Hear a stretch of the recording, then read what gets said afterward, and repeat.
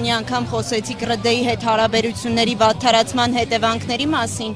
Դրա հետ զուգահեռ լուրեր են շրջանառվում, որ ՔՊ-ն համոզում է մարդկանց, տեղեկություններ է տարածում, թե իբր նոր կենսաչափական կարմիր այդ անձնագրերը, որոնք պետք է շրջանառության մեջ դրվեն այս տարեվերջին,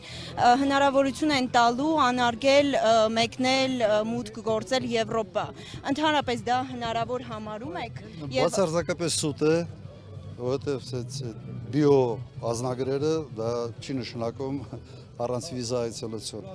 Հայաստանը արդեն ունեցել է բիո ազնագրեր եւ հենց այս իշխանությունը արել է ամեն ինչ, որ ընդհատվել է այդ բիո ազնագրերի օգտագործումը։ Կապ չունի ընդհանրապես։ Բիո ազնագիրը պարտադիր պայման է առանց վիզաների համար, բայց ոչ թե հակառակը։ Ուրեմն հերթական սուտն է։ Եվ վերջին հարցս, եթե թույլ տաք, նաև մամլում ուսումնասիրություն է հրապարակվել, որ 2021 թվականի համեմատ քաղաքացիական պայմանագրի այդ բարձրաստիճան պաշտոնյաների աշխատավարձերը առնվազն կրկնապատկվել են, միլիոններով են ավելացել։ Փաշինյանը օրինակ 1 միլիոն էր ստանում, հիմա ստանում է 2.6 միլիոն, Արայք Հարությունյանը 3 միլիոն։ Արդյոք ձեր իշխանության գալու պարագայում այդ